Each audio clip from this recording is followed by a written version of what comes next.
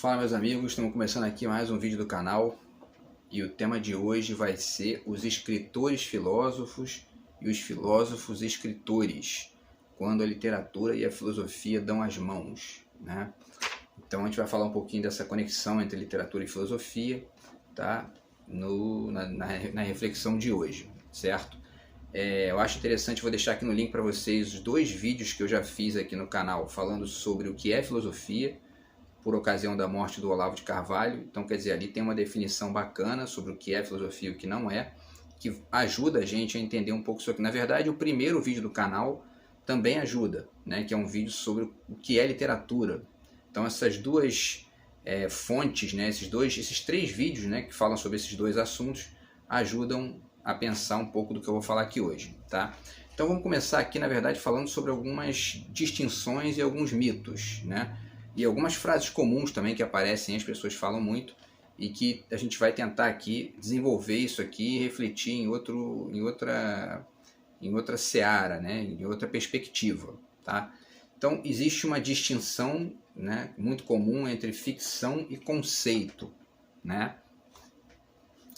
Então, o caráter ficcional seria a característica específica da literatura em relação à filosofia, né? E o caráter conceitual seria a especificidade da filosofia em relação à literatura, né? Ou seja, filosofia não é ficção e literatura não é conceito, tá? Essas são as distinções comuns que a gente vê muito no senso comum e tal, e até em algumas discussões acadêmicas também, tá? Vamos tentar ver se é isso mesmo, se procede ou não. Tem algumas outras questões interessantes, tá? Que também vale a pena pontuar aqui, que a gente que o vídeo vai buscar desmembrar, né? Então, por exemplo, né, tem algumas expressões que as pessoas, né, algumas frases que as pessoas dizem muito, algumas opiniões, né? Ó, romance não é filosofia, né? Uma coisa é o romance, a outra é filosofia. E filosofia não é ficção, né? Enfim, são duas frases que também a gente escuta muito, né? E tem outras frases comuns aqui também, né? Senso comum.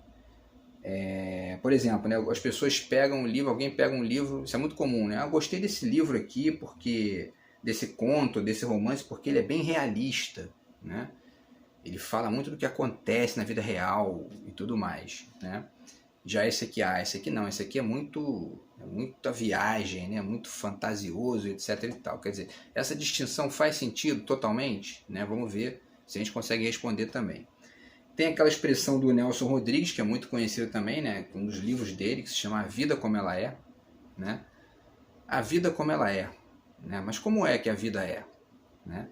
A vida é um realismo constante ou ela tem uma parcela grande de ficção também, uma construção simbólica ali que a gente vai desenvolvendo com a vida e que está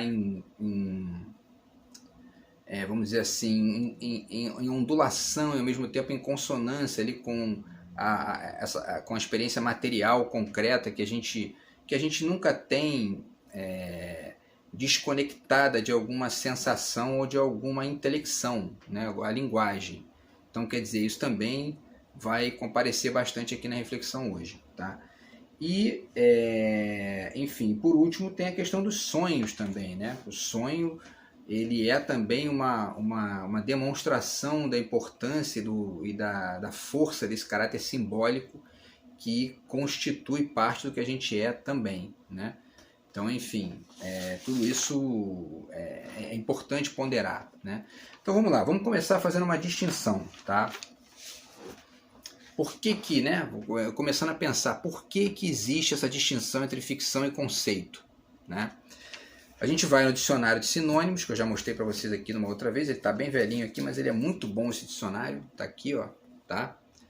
E da Porto Editora, um dicionário de Portugal, né? Excelente.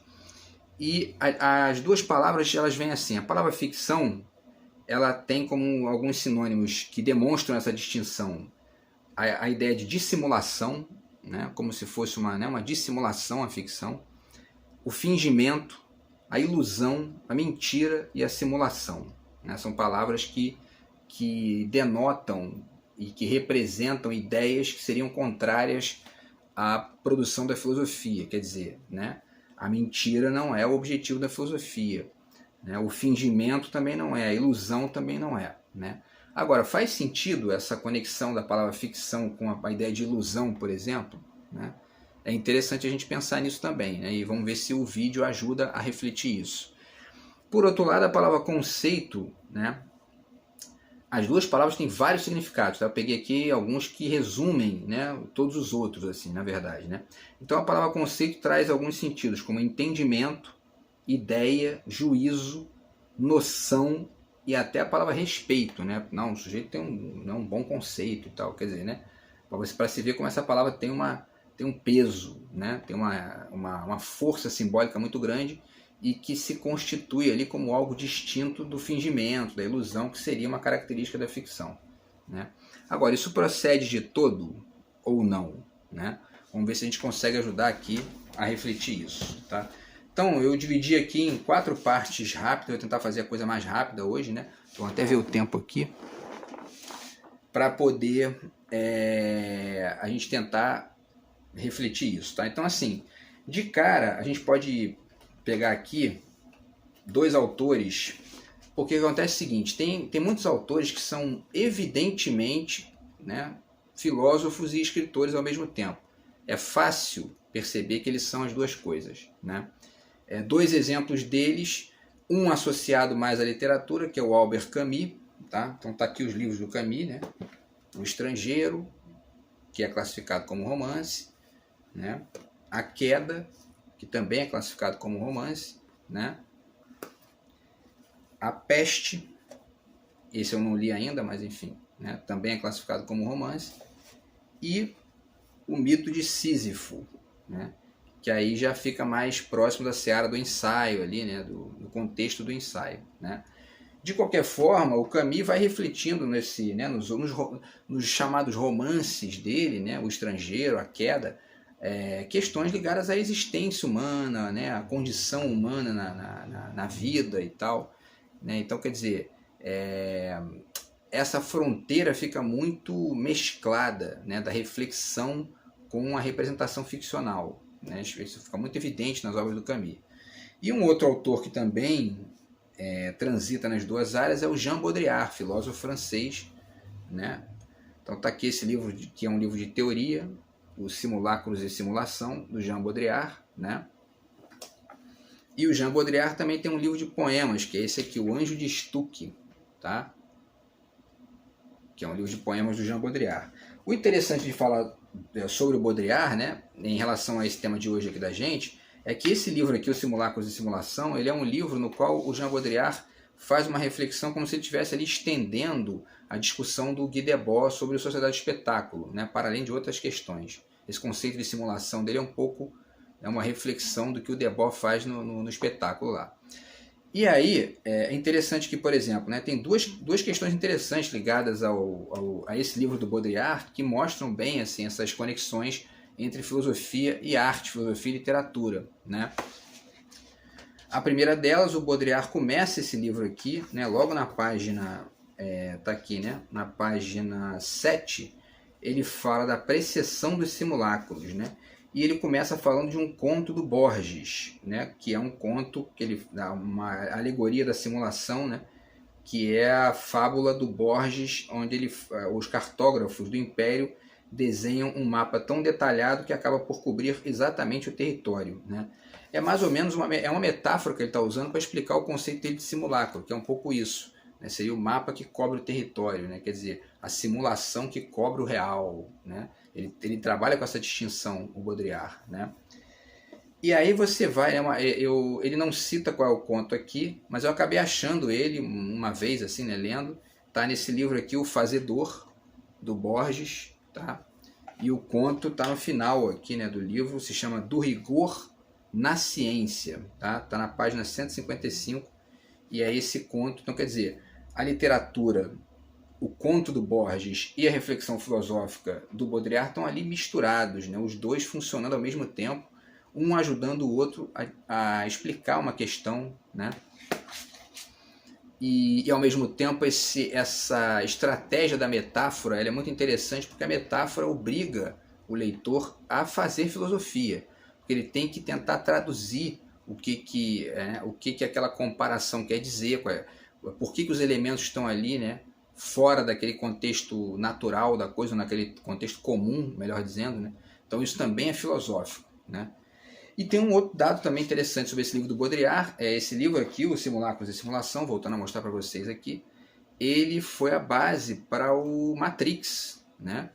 As irmãs Wachowski lá, que, que é a direção do filme, né?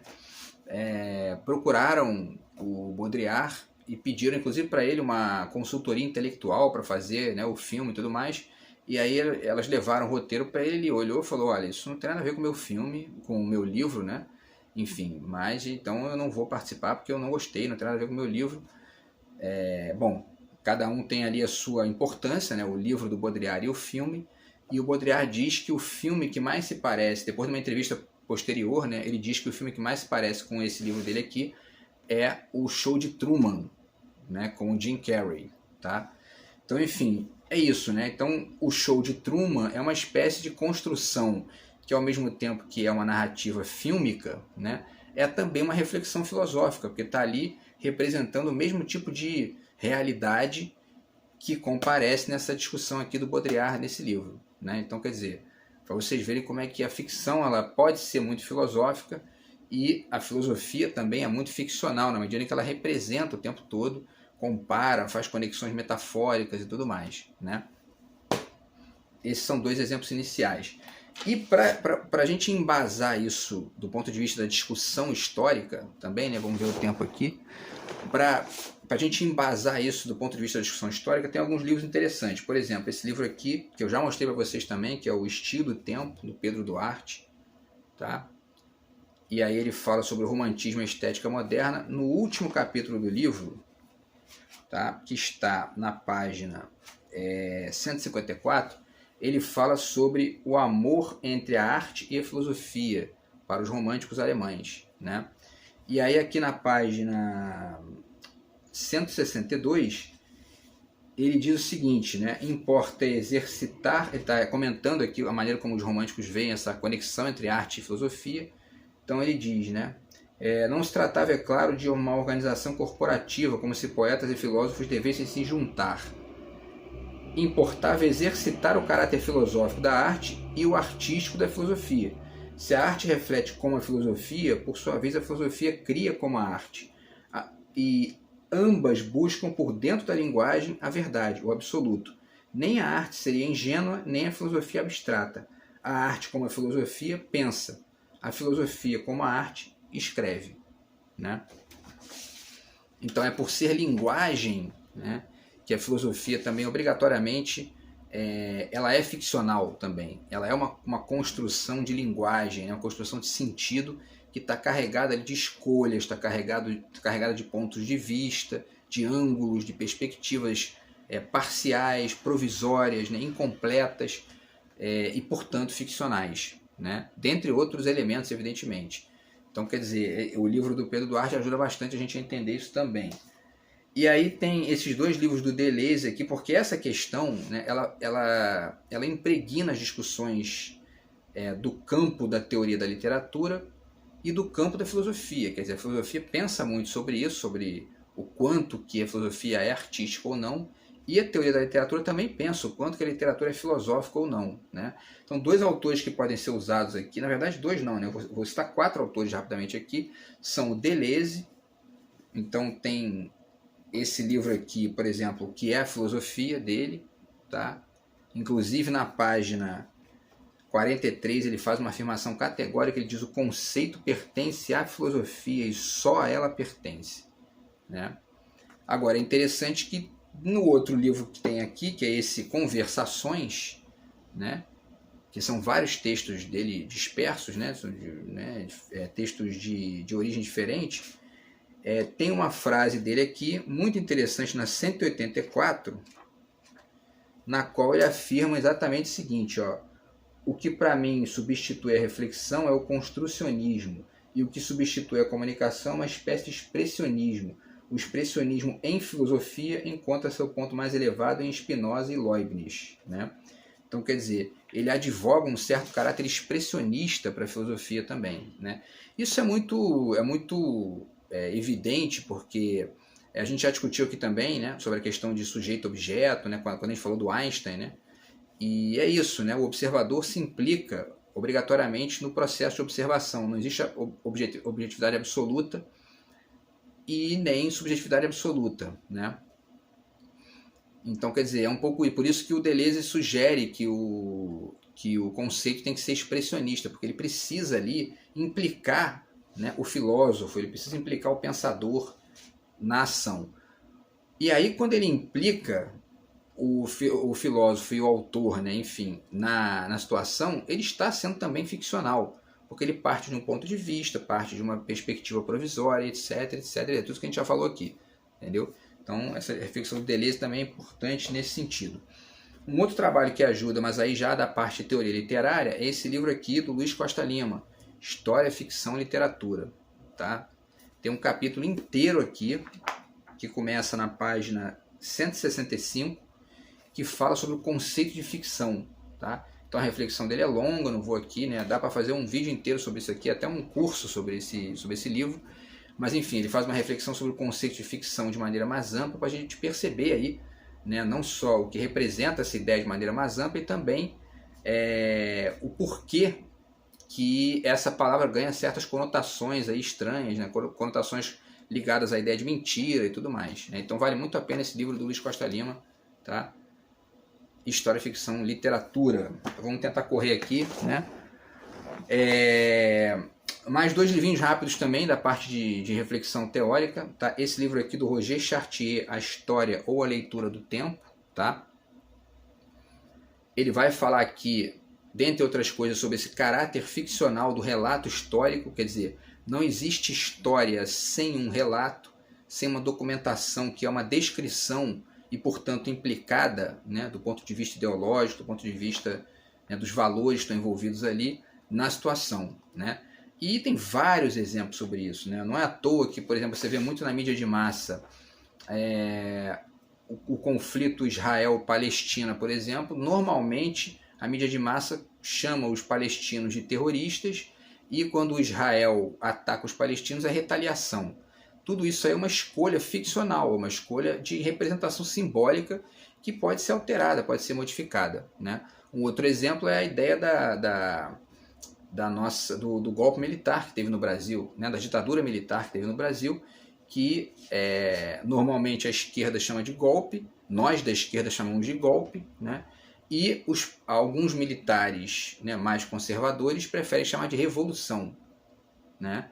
Isso não é outra coisa senão uma disputa, né, ficcional e conceitual ao mesmo tempo sobre o que é aquele evento, sobre o que aconteceu exatamente. E tem o Samba da Mangueira, né, que fala esse Samba da Mangueira de 2019, que eu cito bastante aqui, né, que fala sobre a história que a história não conta, né?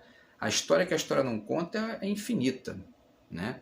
E isso cabe em construções ficcionais, filosóficas ao mesmo tempo, né? E isso também demonstra esse caráter muito conectado dessas duas instâncias de pensamento aí, né? E o último livro que eu ainda cito aqui nessa parte de teoria é esse livro do Adorno, Notas de Literatura, volume 1, tá? Que tem um capítulo aqui chamado o ensaio como forma, tá? E nesse capítulo o Adorno vai discutir o que é o ensaio, né? O que é essa estrutura de pensamento ali, de produção, que é o ensaio. E é muito interessante porque você vai vendo que não é outra coisa essa ideia do ensaio, quer dizer, um texto que está o tempo todo em movimento, em processo, né? Ele não se coloca como uma completude em si, né? Ele é exatamente a demonstração, né, e a apresentação ali de si como algo que é filosófico e ficcional ao mesmo tempo, né? É uma reflexão e é também um relato, né? Ou seja, carrega essas duas cargas aí essas duas cargas simbólicas, né, que são muito importantes. Então esse texto do Adorno também ajuda a gente a pensar esse tema, né, dos escritores filósofos e dos filósofos e escritores, né? E tem mais duas questõezinhas rápidas aqui, tá? Uma outra questão importante para poder ajudar a pensar isso é a questão da metalinguagem, ou seja, a metanarrativa, a metaficção, né? Que é isso, quer dizer, que quando a arte pensa a si mesma por dentro, né? Pensa a sua própria estrutura, pensa o seu próprio modo de funcionamento, ela está sendo ali, é o exemplo mais evidente, né, do quanto a arte é filosófica, do quanto ela é conceitual também, né? Esse é o exemplo mais claro. Você encontra isso em qualquer obra de arte, né? Essa instância de reflexão, essa possibilidade de reflexão, de crítica, né, e tal, aquela coisa da extensão e do corte que a gente falou no vídeo sobre a filosofia, né? Mas nessas obras que são metaficcionais, né, isso fica muito evidente, né? Então, por exemplo, na pintura você tem esse quadro aqui do Velázquez, que é o Las Meninas, né? Tá nessa edição aqui da Abril Coleções. Então, quer dizer, ele pinta a ele mesmo pintando o quadro, né? Quer dizer, né, é um estudo que ele está fazendo, né? Inclusive tem vários quadros aí que são chamados de estudo em vermelho, estudos isso, tudo aquilo, né? Então, quer dizer, isso também é uma demonstração do quanto que a arte é filosófica também, né? E dentro da literatura especificamente, nós temos aqui esse romance que eu já mostrei também, que é o da Clarice Lispector, Um Sopro de Vida, no qual ela monta uma história que é o autor discutindo com a personagem, né? E vice-versa, né? O tempo todo, né? Uma estrutura ali que pensa, né? Uma história, um romance que pensa a própria estrutura do fazer do romance, né? Então, enfim, é um romance filosófico, né? E é uma filosofia dentro do romance também, né? Esse romance da Clarice Lispector, tá? E tem dois livros interessantes que pensam essa questão da metalinguagem, metaficção, que é esse do Haroldo de Campos, Metalinguagem e Outras Metas, que eu não vou nem falar muito sobre ele, porque é muita coisa. Depois eu vou fazer um vídeo só sobre ele, que é um livro muito interessante, tá? E esse livro aqui, do Gustavo Bernardo, que se chama O Livro da Metaficção, também muito bacana. Ele vai também dar vários exemplos de obras de arte e de artistas que funcionam a partir de uma lógica metaficcional, né? Então tem um conto do Cortázar que ele cita aqui, que é o Continuidade dos Parques, que é muito interessante, né?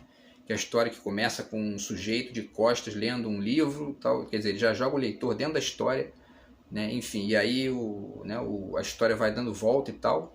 E eu não vou contar o final, mas enfim, é metaficcional. Ele está discutindo o próprio fazer da obra ali, né? Ele fala do Moritz Escher também, que é o estilogravurista, né?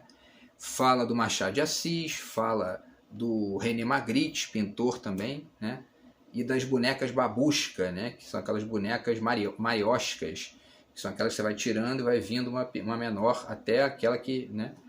Enfim, então é esse processo aí de ir lendo as coisas internamente, quer dizer, é o processo da metaficção, que é esse caráter filosófico da obra de arte de maneira mais explícita, né? Então vamos ver aqui o tempo mais uma vez, vamos ver, agora eu vou partir por alguns exemplos no final, vamos ver se eu consigo fazer tudo rápido aqui, tá? Então, por exemplo, dentro da filosofia, né, tem um filósofo que é o Émile Cioran, tá aqui esse Breviário de Decomposição, né, que é um livro de filosofia, tá, classificado como filosofia, mas tem uma quantidade gigantesca de metáforas aqui que ele utiliza para poder explicar um monte de coisa, né? Por exemplo, tem um texto aqui que ele fala dos anjos reacionários, no qual ele vai falando sobre a injustiça, né, que governa o universo, etc. e tal. E aí tem um instante aqui tem um momento aqui que ele fala: os instantes se precipitam como vampiros sobre a anemia do tempo. Os instantes se precipitam como vampiros sobre a anemia do tempo. Quer dizer, ele está criando uma metáfora bem interessante aí, né, com essa coisa do vampiro, né, ao mesmo tempo conectada com o tempo, né, para poder explicar alguma coisa. Quer dizer, isso é nitidamente uma filosofia demonstrada e ao mesmo tempo desenvolvida ali de maneira artística, né, de maneira literária, radicalmente literária, né, o Émile Cioran. Esse romance aqui do Saramago é evidente, né, também, o Ensaio sobre a Lucidez. É a história de uma cidade, um país que vai fazer a sua votação para presidente e todo mundo vota em branco, né? A maioria esmagadora das pessoas vota em branco, e ele está discutindo aqui os limites da democracia, né? Ao mesmo tempo as consequências de uma situação na qual o lugar fica sem governo, fica sem, né, sem uma estrutura ali de estatal, né? Então, enfim, muito interessante também, é uma obra que é um romance, classificado, né, naturalmente ali, enfim, usualmente, né, como romance, mas que tem uma carga filosófica gigantesca, né? Esse romance do Saramago. Temos esse romance também da Paula Aloy Charac, que eu já citei aqui também outras vezes, né? Que é As Teorias Selvagens, a escritora argentina fantástica. Esse romance é fantástico, é interessantíssimo. E é exatamente isso, quer dizer, as teorias selvagens, é isso, é a filosofia do cotidiano, né? E ela exercita isso o tempo todo aqui no livro, vai mostrando ali como é que a gente faz filosofia no cotidiano, a gente faz filosofia os personagens vão fazendo filosofia o tempo todo, né? E, quer dizer, essas fronteiras e essas distinções entre filosofia, cotidiano, filosofia e arte, elas ficam o tempo todo se mesclando, né, em ações e consequências aqui das mais interessantes. Tá? E, para finalizar, né, tem esse romance, esse livro de contos, desculpe, do Mia Couto. Só o título ele já é uma discussão filosófica gigantesca, né? Cada homem é uma raça, né? É interessantíssima essa ideia, né? E ele está fazendo filosofia no título do livro já, né? E as histórias dele também são carregadas de reflexões sobre o estado de ser de Moçambique, né? Da cultura local, as crises da independência do país, tudo mais, quer dizer, e ao mesmo tempo os valores que estão ali flutuando nas conexões entre os personagens, tudo isso é muito filosófico também, né? E essa discussão de cada homem é uma raça, né? Isso é muito Fernando Pessoa, é muito a discussão da identidade humana, né? Como algo que é múltiplo, que é amplo. Então, quer dizer, isso também está carregado de filosofia, né? Essa discussão do Mia Couto. E, para finalizar, um exemplo da poesia, né? Porque eu acabei de ler esse livro aqui agora, que é o livro do Manuel de Barros, Ensaios Fotográficos, né? E é o tempo todo filosofia, né? Eu cito apenas um poema dele aqui, que está na página 59, que chama-se Palavras, no qual ele vai dizendo, né? Veio me dizer que eu desestruturo a linguagem. Eu desestruturo a linguagem? Eu estou bem sentado no lugar, vem uma palavra e me tira o lugar de debaixo de mim, né?